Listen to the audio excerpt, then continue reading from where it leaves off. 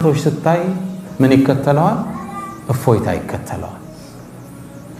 ይህ የዩኒቨርሱ ህግ ነው። አላህ ምድር ላይ ካስቀመጣቸው ህጎች ውስጥ አንዱ ይህ ሆኖ እናገኘዋለን።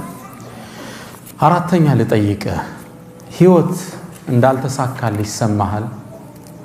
ስራዎች አንዱ ስራ ብትገባው ሌላኛው ብትወጣው እንዳልተሳካ እየተሰማህ ነው? ትዳርስ ብለህ ያስከው ነገር ደስታ አጣህበታል? የህይወት ውጣ ውረድ ረፍት ነስቶሃል? ይሄ ማይለወጥ መስሎ ተስፋ መቁረጥ ውስጥ ገብተሃል?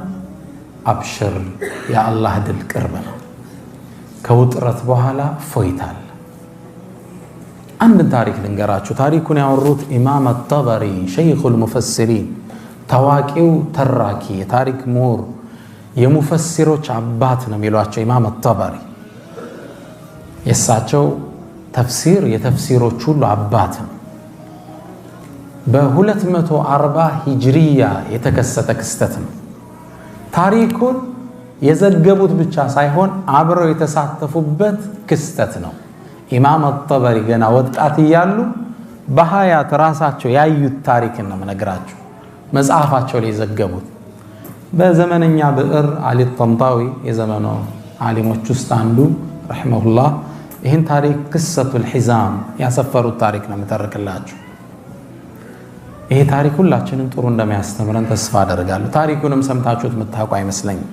ከ1200 ዓመት በፊት የተከሰተ ነው። ኢማም አጠበሪ ታሪኩ እንዲጀምሩልናል።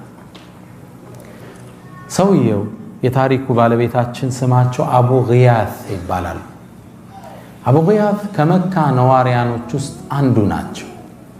እድሜያቸው 86 ደርሷል። እርጅና ተጫጭኗቸዋል። ለ50 ዓመት ያህል በችግር ህይወትን ገፍተዋል። 4 ልጆች፣ 2 ሴት እህቶች፣ ባለቤታቸውና የባለቤታቸው እናት አብረዋቸው ይኖራሉ። 8 ሴት ልጆች፣ እሳቸው 9ኛ። 4 ልጆች፣ 2 እህቶች፣ የሚስት እናትና ሚስት፣ 8 ሴቶች፣ አቡ ግያስ አንድ ግለሰብ። ለነዚህ ሁሉ 8 ሴቶች ተጠሪና ተጠያቂ ማናቸው? ይህ የ86 ዓመት የእድሜ ባለጸጋ። ረመዳን ነበር ወሩ 240 ሂጅሪያው ላይ። አቡ ግያስ ትናንት ያለ ምግብ ነው የጾሙት። ዛሬም እንደዛው ለመጾም ተገደዋል። ሱብሒ ከሰገዱ በኋላ ባለቤታቸውን ጠሩ። ያሉ ባባ አሏት። መጣች። ላይ ለብሳ የነበረችውን ልብስ ሰጠቻቸው። እሱን እየተቀያየሩ ነበር የሚሰግዱት። ከዛም መጣችና የአባ ግያት፣ አንተ የግያት አባት ሆይ እባክህን ረሃብ ገደለን፣ እኔ እናንተን ችለው ይሆናል፣ ሴት ልጆቻችን፣ እናቴ ግን ረሃብን መቋቋም አትችልም። እባክህን ውጣና እህል ፈልግ እስኪ ምግብ ምን በላው፣ ዛሬ ደግሞ ጾማችን እንዳናፈጥር። ቃለ አፍዓል፣ እሺ አላት። ከቤት መውጣት ጀመረ። ዱሃ አካባቢ እንደነጋጋ መካን መዞር ጀመረ። ምግብ ቢያገኝ ስራ ቢያገኝ፣ ስራስ እንዴት ያገኛል? የ86 ዓመትን አዛውንት ማን ይቀጥራል? ምግብ ፍለጋ ዞር። አቡ ግያት ማግኘት አልቻለም።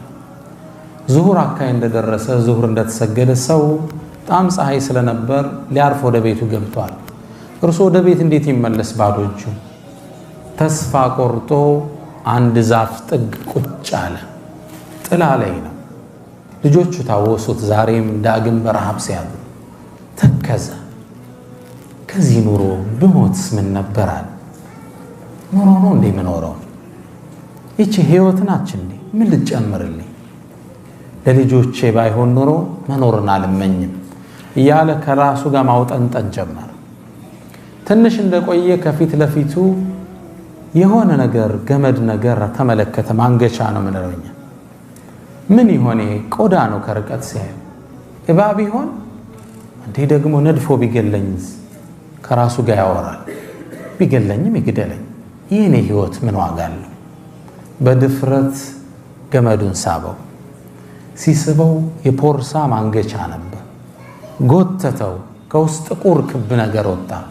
ሳበው ወጣለት ምንድነው እዚህ ውስጥ ያለው ምግብ ይሆን በድግ አርጎ ሲያወዛውዘው የበርካታ ሳንቲሞች ድምጽ ሿ ሿ ሲል ተሰማ ምን ይሆን ፖርሳውን ከፈተው ነጫጭ የወርቅ ሳንቲሞች ነበር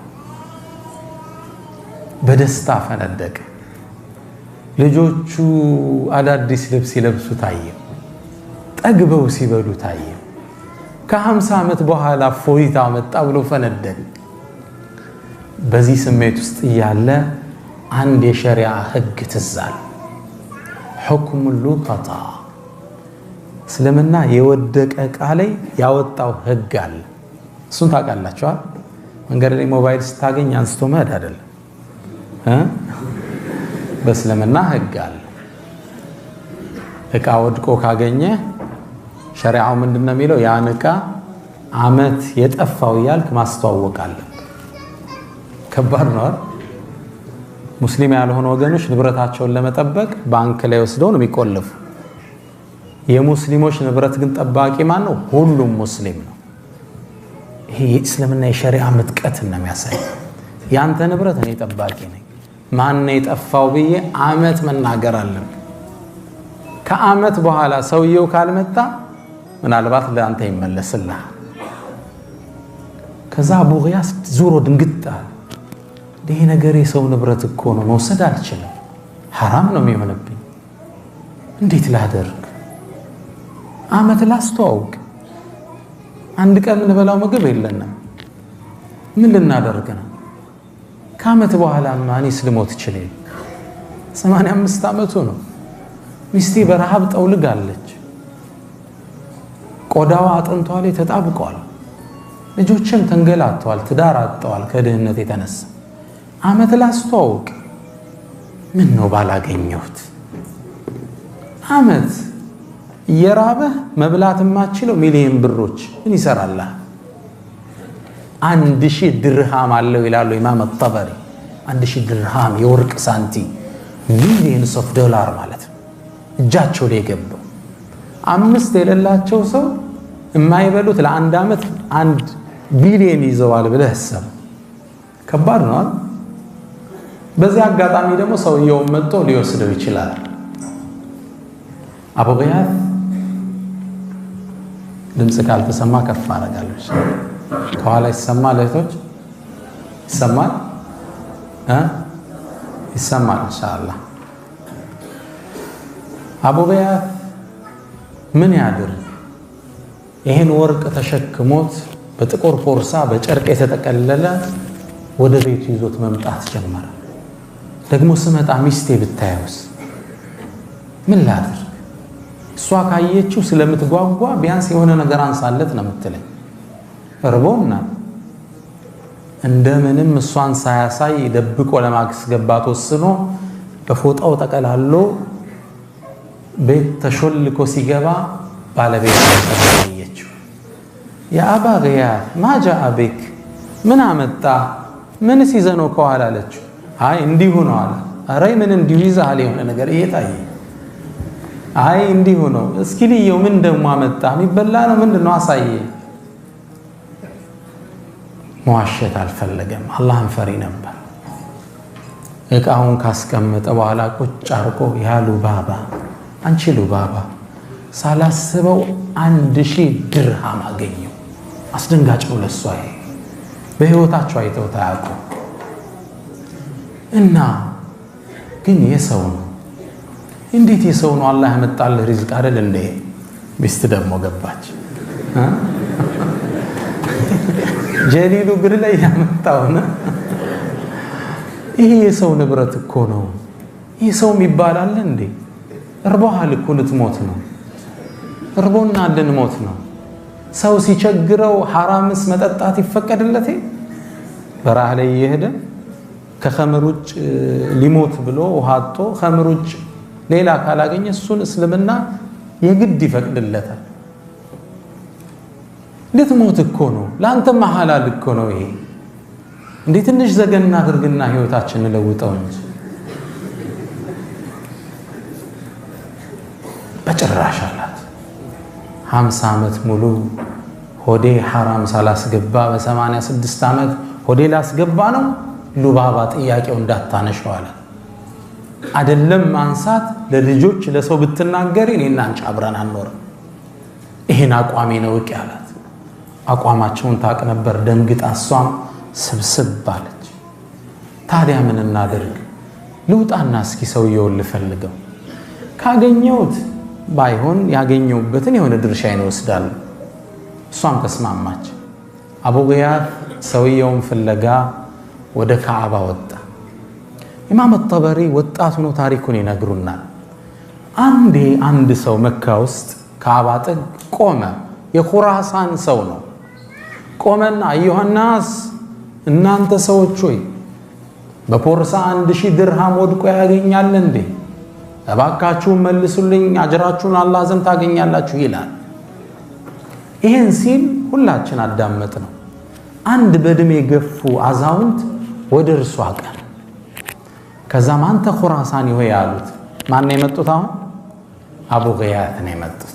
ሰውየውን አገኙት። አንተ ኹራሳኒ ሆይ ወርቅ ጠፋ እንዴ? አዎ። 1000 ድርሃም? አዎ።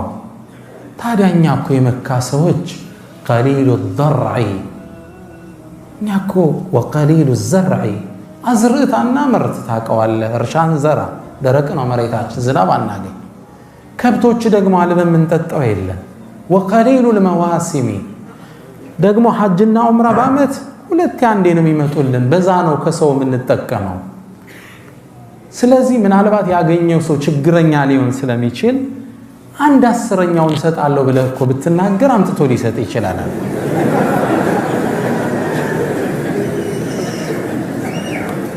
1/10ኛ ማለት 100 የወርቅ ሳንቲ ማለት ነው። ችግሩ እንዳያታለው እንደምትሰጠው ሲያቅ ሊያመጣል ይችላል። ሰውየው ዞር አለና ያ አባ አላቸው። ያኔ አበቲ ማለት ነው። ባባ ሆይ ላ ነፈዓል፣ ይሄንማ እናረግ፣ አላህን ከፈራ ያምጣው፣ እኛ ምን ሰጠው ነገር የለም አላቸው። ቅስማቸው ስብር አለ። ወደ ቤታቸው ተመለሱ። ወደ ቤት ሲመለሱ ኢማም አጠበሪ ተመልከቱት፣ አክቲቭ ነበሩ። እኛውን ሰለፍ ሲባል ጥሩ ስዕል የለንም አእምሮችን ውስጥ። ሰለፍ ማለት አክቲቮች ማለት ነው፣ ስማርት ናቸው። ኢማም አጠበሪ ምን ይላል? ይሄ ሰውዬ የገንዘቡን ያገኘው እሱ እንደሆነ ተረዳዋል። هذا شيخ المفسرين ምን አይነት አክቲቭ ቢሆን። እኛውን ይሄ እስመ ሰለፍ መዝሉም ነው፣ ተበድሎ። ሰይድና አሊ ጦርነት ላይ ወጡ። ጦረኛው በጣም ኃይለኛ ነበርና ሊጋጠማቸው መጣ። ሊፋለማቸው ነው ፊት ለፊት። አሁን እንዴት ያሸነፉት? በጣም ሊያደክማቸው ሆነ እና ግጠመኝ ሲላቸው ብቻህን ነው እንደምትመጣው? አሰልፈ ነው እንደምትመጣው? ብቻህን እንደመምጣት አሉ። እኔ ወንዱ ብሎ ዞር ሲል አንገቱን ቀጭ አረገ። እኔ ጋር ናቸው። ምን ነው አልሐርቡ ኺዳ፣ ጦርነት ላይ ቴክኒካዊ ማታለል ይፈቀዳል። ግልጽ ነው አይደል? ጀግና ነኝ ብሎ ተነፍቶ ነው የመጣውና አመዛዘዙ ምናምን ሲያዩት ሲሪየስ ነው ሰውዬ። ከዛ ሲስተም ፈጠሩ። አክቲቭ ነበሩ ሰይድና አሊ ረዲየላሁ ተዓላ ዐንሁ። ታዲያ ብቻህን አትመጣም እንዲያሰልፈ ነው አሉ እኮ እኔ ብሎ ዞር ሲል ቀጨም ማረጉት አንገት። ሰለፉ ሷሊህ ሲባል አራዶች ማለት ነው። አሁን ሰለፍ የሚለው ስም መዝሉም፣ አክቲቭ ነበሩ፣ ስማርት ነበሩ፣ ስትራቴጂስት ነበሩ። ለዛ ነው ሮማን ኢምፓየርን ፐርሻ ኢምፓየርን ደምስሰው የጣሉት። የዓለም ምጡቅ አገሮችን ሀያላን አገሮችን ማንበርከክ የቻሉት ስትራቴጂስት ነበሩ። አናቱል ቂጢ ወወትበቱል አሰድ ነበር የኻሊድ የጦር ስትራቴጂ። አሁን ዓለም እያጠናው ያለ የኻሊድ የጦር ስትራቴጂ አናቱል ቂጢ ወወትበቱል አሰድ። እንደ ድመት ተረጋግተህ ታይና እንደ አንበሳ መውረር ማለት ነው። ኢማም አጠበሪ ስማርት ነበሩ። ይሄ ሰው ብሩ እንዳገኘው ጠረጠርኩ፣ ለራሱ እያመቻቸ ነው ብዬ አሰብኩ። ወደ ቤት ሲመለስ ለማረጋገጥ ተከተልኩት አሉ ኢማም አጠበሪ። ስከተለው ገና በሩ ጋር እንደደረሰ ያሉ ባባ እያለ ገባ ወደ ሚስቱ። እሺ ያለች። ሰውየውን አገኘው? አዎ አገኘሁት። እኮ ተስማማ ባልከው መስፈርት ባክሽ አልተስማማ ዛሬም ጾም ማደራችን ያ አቡ ገያት አለችው እነዚህ ሴት ልጆች በረሃብ ይሞቱ እንዴ እናቴ በረሃብ ትሙት እንዴ ትንሽ አንሳለት ተቸግራ ለምንድነው ማታነሳው አንተ እኮ ሙጥርነ ተጨንቀሃል አላህ ይፈቅድልሃል ደግሞ ወቅ አለችው ልቡን ስታራራ አላህ ባስከው ብር ብቻ ሳይሆን በትክክል ባለመገብካቸው ልጆች ይጠይቀሃል አለችው ጥሩ ማንት ነው አይደል ልክ ይሄን ስትለው ይላል ኢማም አጠበሪ ከርቀቱኛ ያለዋል ትክዛሉና ቡገያት ተስፋ ቆርጠው በነጩ ጺማቸው ላይ እንባስ ይወርዳየዋል አይበላው የአላህ ቅጣት አለ አይተው ልጆቹ በረሃብ ሊያድሩ ከዛም ስሜታቸውን ዋጥ አርገው ፊታቸው ተቀይሮ ላ ያሉ ባባ ትግስት አርጊሉ ባባ ከጭንቀት በኋላ ፎይታ ይመጣል አላህ ይተወንም ተይሉ ባባ አላት ኢማም አጠበሪ ይህን ስሰማ ተመለስኳል በሁለተኛው ቀን ያ የኹራሳን ግለሰብ አሁንም ቆሞ ይጣራል ምን ይላል አዩሃል ሁጃጅ እናንተ ሐጃጆች ሆይ 1000 ወርቅ ሳንት ያገኛል እንዴ አላህ ምንዳውን ይክፈለው እባካችሁ ስጡኝ ይላል ከዛም በሁለተኛው ቀን ይሸኽ መጡ ይላል ኢማም አጠበሪ ረዲየላሁ ተዓላ መጡና አንተ ሰው ሆይ ትናንት እኮ ነግሬ አልሰማይ ብለህ ሰው የሚበላው የለው 1000 ወርቅ ሳንቲ ስትል የት አምጥቶ ይሰጣል ትንሽ እኮ ብታረግለት አላህን ፈርቶ ይሰጥህ ነበር ምንድነው ማረግለት ባይሆን ቀደም አንድ 10ኛ ነው አሁን 100ኛ አድርግለታል 100ኛ ስንት ነው 10 የወርቅ ሳንቲም አቀደም 100 እሱም ብታረግለት ይሰጣል قال لا يا بابا አለች ማይሆን እሱም ለምን እንዲ ጠንከር እንዳለው ኋላ ታሪኩ ይገባቸዋል ይሄንማ እኛ እናደርገው አላህ የሚፈራ ከሆነ አጥቶ ይሰጠኛል አላህ የማይፈራ ከሆነ ዘው ሰዓቱን ይቻለው አላቸው ተስፋ ቆረጡ ወደ ቤት ተመለሱ መንገድ ላይ ወዳድቀው ባገኟቸው ቴምሮች እርሳቸውና ሴት ልጃቸውን ይዘው ጾማቸውን ፈቱ ከባድ ነው 1 ቢሊየን እጅ ላይ ተቀምጦ መካ ላይ የወደቀ ቴምር ፈልገ ማፍጠር ትልቁ ትምህርት ይሄ ነው ሐቂቃ እኛ ትንሽ ኑሮ ስትናወጥብን ስራ ለመቻች ሲል ሰው ወደ ሱስ ይገባል ተስፋ ይቆርጣል ፌስቡክ ላይ ቻት ላይ ይገባል ማያቃትን ሴት ያማልላል ይሄ ሙስሊም ባህሪ አይደለም ችግሮች ሲመጡ ያልፋል ይነጋል ከሙእሚን ተስፋው ይሄ ቅድም በቀራልን ወንድማችን አያት ላይ አለይሰ الصبح بقريب ነው የሚለው አላህ ንጋቱ ቅርብ አይደለም እንዴ ይነጋ ታሪክ እየተለወጠ እኮ ያችን ቴምራፍ በልተው አፈጣ በበነጋው 3ኛው ቀን ላይ ይሄ ሰውዬ ቆመናውን ኹራሳኑ ተጣራ ንብረት ያገኛል እንዴ ስጡይ ብሎ ተጣራ አሁንም ይላል ኢማም አጠበሪ ነው የሚዘግበው አሁንም የሼኽ ተነሱ አቡ ገያት መጡና አንተ ሰው ሆይ ትናንት ነግሬህ እኮ ነበር 100 አልኩም ቢያል ለራሳቸው የሚደራደሩ ነው የሚመስል 10 አልኩ አልተስማማ ባይሆን 1 ወርቅ ሳንቲ ስጠውና ይመልስልህ ይሆናል በዚህኛይቱ ፍየሎች ገዝቶ ወተቱን ይጠጣል በግማሿ ደግሞ ሐጃጆችን ማጠጫቃ ገዝቶ እሷን ያከራየ ያጠጣ ክራይ ይሰበስባል 1 የወርቅ ሳንቲ ስጠዋል ሰውየው እንደሚስማማት ተጠብቃላችሁ አይደል قال لا يا بابا ይሄማ ያ አላህን ከፈራ ያምጣል ካልሆነ ዘው አላህ ይተሳሰብ አቡ ገያስ ተስፋ ቆረጡ ናበል ወደ ቤት እንሄዳሉት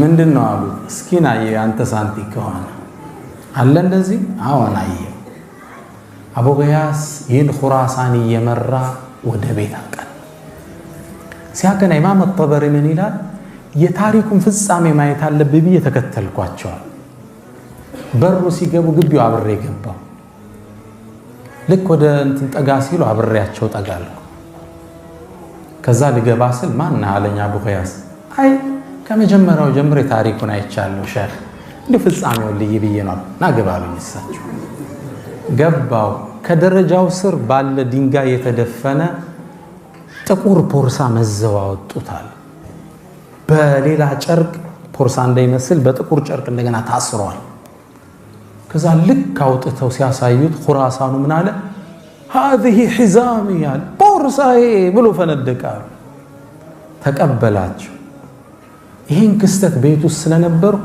በበሩ ቀዳዳ ውስጥ ልጆቹ ሴት እህቶቹ የባለቤቱ እናት ባለቤቱ ሁሉም እንዲያያሉ ምንድነው የሚወጣው ይያሉ ሰውየው ፖርሳውን ከፈተና ጭኑ ላይ ባለ ጋቢ ላይ የወርቅ ሳንቲሙን አፈሰሰው ይላል አይናቸው እንዲህ ሲከፈት አየውታል አመታት ወርቅ አይቶ አያውቁም አይደለም 1000 ወርቅ ሳንቲም ምንድነው እየሆነ ያለው ከዛ ሰውየው እንዲያገላበጠና ይሄ ወርቅ የኔ ሳንቲም ነው ብሎ መልሶ ከቶ ትንሽ ነገር ተጠብቃላችሁ 5 ሳንቲም ሳያስቀር ሸርግጎ ጠፍሮ ተከሻው ላይ አርጎ ቴንኪዩ ማላለው ይላሉ ኢማም አጠበሪ አላሁ አክበር አምስታ ሹክራን እንኳን አላለውም ተሸክሞ ወጥቶ ሄደ ሁላችን ደርቀን ቀረን ይላሉ በዚህ ቃል ነው የሚገልጹ ሴቶቹ ፈበቁ መሽቱክ الأخناق አንገታቸው ተመዞ አይናቸው ፈጠው ቆመዋል ዴት ሰው ደክሞ ያገኘለት ሽማግሌ አንዲት ሳንቲ ወጣት ሰጠው እሱም አይሰጥ አመሰግናለሁ አባባ ግንባር ሰማቶታ ምን አይነት በኺል ነው ተስፋ ቆርጠው ሴቶቹ ሲቀመጡ መሬት ውስጥ ሲወድቁ አይ የሚያፈጥሩባት አንዲት ሳንቲ የሚጠብቁ ነው ኢማም አጠበሪ ምን ይላል እኔ ደግሞ ገና ወጣት ነኝ ስራ የለኝም ትንሽ እንኳን ማፍጠሪያ እንዳልሰጣቸው አቡ ኸያስ ደርቆ ቁጭ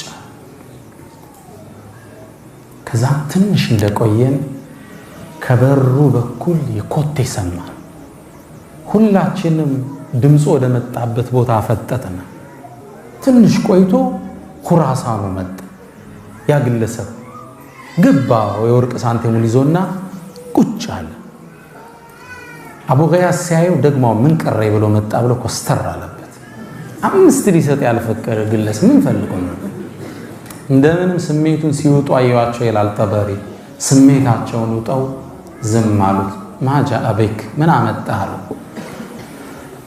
ነገሩ ሰፊ ነው አሉ ምንድነው እሱ አባቴ ሲሞት 3000 ወርቅ ሳንቲ ተወልኝ ከዛም 1/3ኛው 1000 ድርሃሙን ምድር ላይ ላለ መጨረሻ ችግረኛ ሰው ሰደቃ ስጥልኝ አለኝ መካ ውስጥ ፈለኩ ላይታች አላገኘው የመጨረሻ ዳህ ያገኘው አንተን ነው ታዲያ ይሄ ወርቅ ሳንቲ ላንተ ነው የሚገባ ብሎ እግራቸው ላይ ወጣለው ይላል ጠበሪ ቅድም የተገረምነውን ያህል አሁንም በደስታ ተገረምናል እውነትም አልመሰለ የወርቅ ሳንቲ ሙሉ ለሙሉ አላናገረንም ወጥቶ ሄደ ደንግጫለሁ ተከተልኩት ላገኘው አልቻል አቡ ኸያስ ተከትሎኝ ወጣ ፈለግነው ሰውየው የለም ከዛ ምንም አልሰራም ብዬ ተሰናብቻቸው ለርሰል እጄን ያዘኝና ቆም አለኝ አንተ ወጣት ሆይ ይሄን ልብሴን ታየዋለህ ለአመታት ሱብሂን ከሰገድኩ በኋላ ለሚስቴ ሰጣታለሁ አውልቄ እሷ ትሰግድበታለች ለልጆቼ ሰጣለሁ ይሰግዱበታል ሶላት ሲጨርሱ ሱለብሼ እህል ፍለጋ ዞራለሁ አሁን አላህ ያላሰብኩትን ሪዝቅ ታዲያ ምንድነው አንተም መካፈል አለብህኛ ይዳቸር ምነው ሐዲስ ሰምቻለሁ ነብዩ ሰለላሁ ዐለይሂ ወሰለም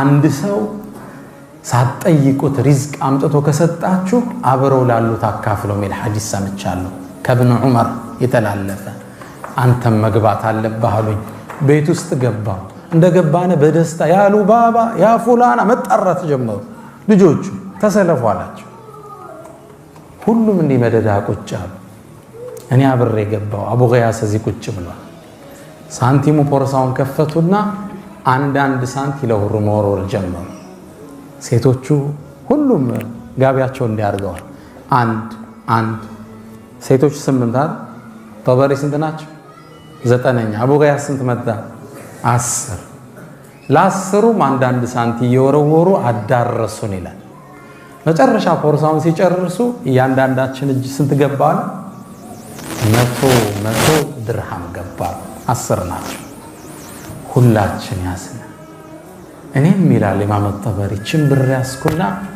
ዒልምን ለመፈለግ ተጠቀምኩባት ይላል የطلب العلم ደጋፊ ይፈልጋል ችምብር ይዤ ዒልምን ፈለግኩባት አላህ እዚህ እስኪያደርሰኛሉ ኢማም ሸይኹል ሙፈሲሪን እስኪሆን አቡ ገያስም ልጆቹ ሀብታም መሆን ጀመሩ ያኔ ምሽት ጥሩ ምግብ ገዝተው አፈጠሩ ከዛም ወደ ሉባባ ዞራሉና ያ ሉባባ አላህ ከጭንቀት በኋላ ድልን ያመጣል አላልኩሽ ከውጥረት በኋላ እፎይታ አላልኩሽ ይሄው ሐራማን ፈልግ አንድ ሳንቲ ሐራማን ብለን ጣል ነው አላህ 1000 ወርቅ ሳንቲ ያመጣል بعد عسر ነገር ምስኪን انما العسر يسرا ህግና ታሪኩ ኢማም ጠበሪ ሲጨርሱ ምን ይላሉ እኔ ከ16 አመት በኋላ ዒልም ሲፈልጉ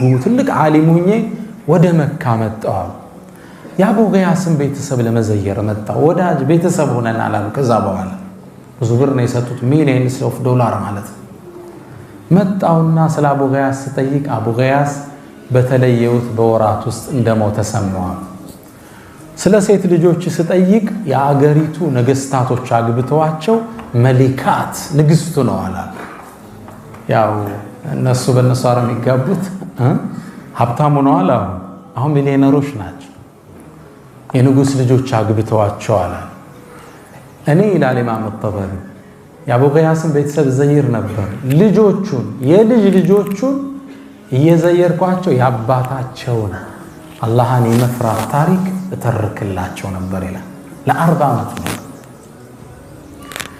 ምንድነው መልእክቱ የአቡ ገያስ ታሪክ ኢማም ጠበሪ የዘገቡት ታሪክ ነው بعد عسر يسرا ስራ ልሳካ ብሎ የተሰማህ ቀን በህይወቱ ውስጥ ውጥንቅጥ የቀጠመ ቀን ታገስ ከጭንቀት በኋላ ምን አለ ከውጥረት በኋላ ምን አለ ገርነት አለ አሳማ ተራ አላ يدوم وان ترى له امجا مما الج به الدهر የትምርታ